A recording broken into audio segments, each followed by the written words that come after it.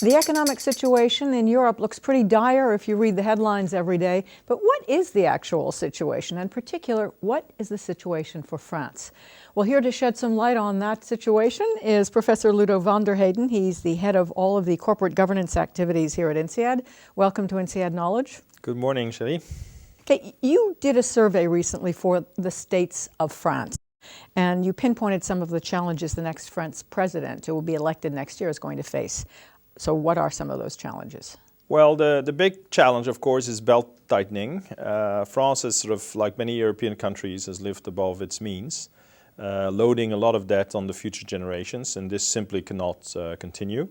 That actually means that there's going to be a big change agenda for the next president, and it's not clear that France is ready for that.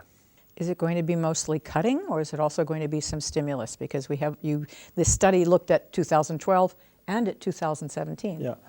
Well, actually, if we take the analogy from companies, companies use cutting as a way of refocusing, cutting off some activities that are not so valuable, and for sure investing in some areas. So I would say the same thing is true for France as well. Now, how did you develop the questionnaire that you used for this survey, looking both kind of in a bifocular view, looking next year and looking 5 years down the road? Yes, we spend most of the time in questionnaires trying to get a diagnosis of the current situation.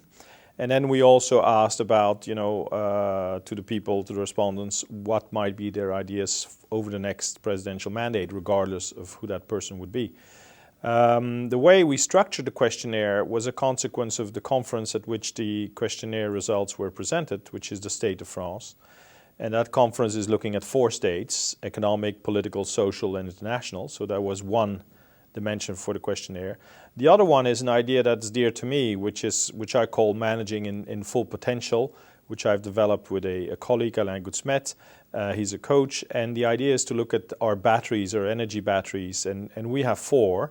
The typical one in questionnaires, or certainly in surveys, is the physical one, performance, economic performance. But there are 3 batteries as well, which are very important, which is skills, talents, IQ. The second one is emotions, EQ. And then the third one is what's the team spirit. So that's where the questionnaire is quite novel. And whom did you actually survey? We surveyed our alumni, which is a unique database because, especially for France, these are people who are all knowledgeable with business. They have an international viewpoint, so not typically a Franco-French viewpoint. And they have a sort of all experienced France. 75% of our alumni have actually spent a year or more in France, so they're informed about France. But you did have some French alumni responding as well. Yes, and that was a remarkable result. We had about 75% of respondents came from the EU 27, and 30%, 31 or 32 came from France. So this was, we could control for the difference between the French views among our alumni and the non-French views. And the big surprise we had was that the French views coincided with those of the non-French views, which means that basically our students take a view on France that is not dissimilar from the non-French views. What were some of the key strengths and weaknesses that you found on behalf of France from this questionnaire? Well, the key strength that comes out from the questionnaire is what is typically called in France l'intelligence, or the talents and the competences.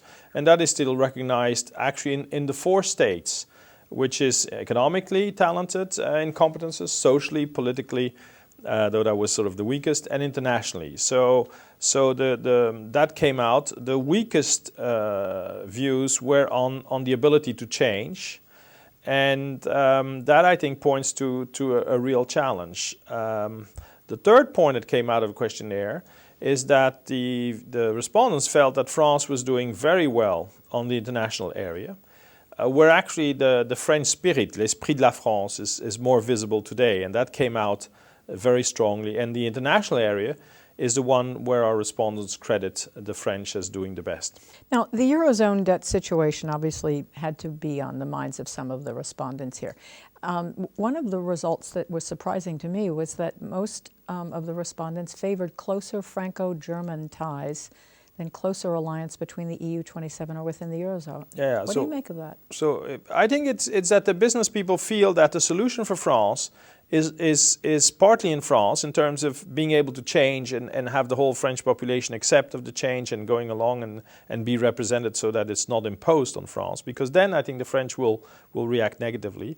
But it's very interesting to notice that the people sort of very much strong vote on France will change very much with the Europe. So that it's actually the European program which is probably the best guarantee that France will change.